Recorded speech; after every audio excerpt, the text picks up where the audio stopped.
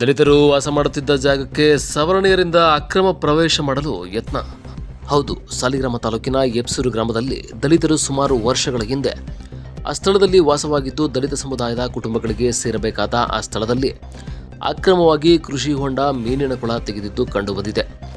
ದಾಖಲೆಗಳನ್ನು ಪರಿಶೀಲಿಸದೆ ಅಧಿಕಾರಿಗಳು ಆ ಸ್ಥಳದಲ್ಲಿ ಇಷ್ಟೆಲ್ಲ ಅಕ್ರಮ ನಡೆಯಲು ಬಿಟ್ಟಿದ್ದಾರೆ ಎಂದು ಗ್ರಾಮಸ್ಥರು ನಿವೃತ್ತ ಮುಖ್ಯ ಶಿಕ್ಷಕರು ಮರಿಯಯ್ಯ ಆರೋಪಿಸಿದರು. ದಲಿತರಿಗೆ ಸೇರಬೇಕಾದ ಸ್ಥಳ ಜಮೀನು ಎಂದು ಹೇಳಲಾಗುತ್ತಿರುವ ಆ ಜಾಗದಲ್ಲಿ ಅಂಬೇಡ್ಕರ್ ಭವನ ಕಟ್ಟಲು ಮತ್ತು ಕುಟುಂಬಗಳು ವಾಸ ಮಾಡಲು ಬಿಡಬೇಕು.